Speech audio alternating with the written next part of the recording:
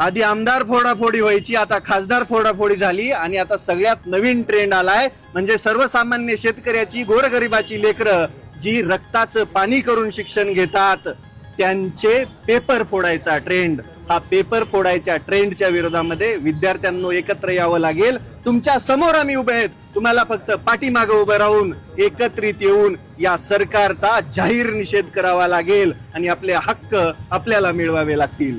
बरोबर. नमस्कार. 6 तारीख जुलै महिना, वेळ सकाळी 10 वाजता आपल्याला यायचे क्रांती चौक, छत्रपती संभाजीनगर.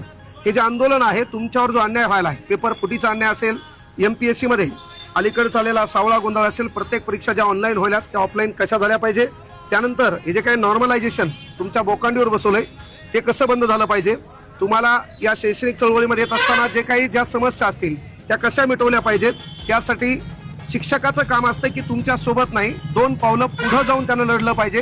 ते लढण्यासाठी आम्हाला एकत्र यायचे. याचा कोणी नेतृत्व नाही, याला कोणी नेता नाही.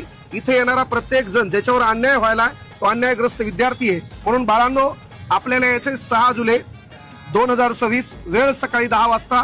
ठिकाण आहे क्रांती चौक, छत्रपती संभाजीनगर. आयोजक आहे विद्यार्थी कृती समिती महाराष्ट्र राज्य. तुम्ही असाल, आम्ही पण येऊ आपल्या न्याय हक्कासाठी, शिक्षण वाचवण्यासाठी. धन्यवाद.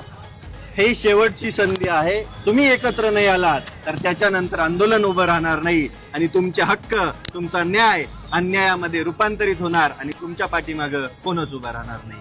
त्यामुळं यायचंय सर्वसामान्य शेतकऱ्याच्या लेकरांनो, तुम्हाला क्रांती चौकात यायचंय क्रांती घडवण्यासाठी.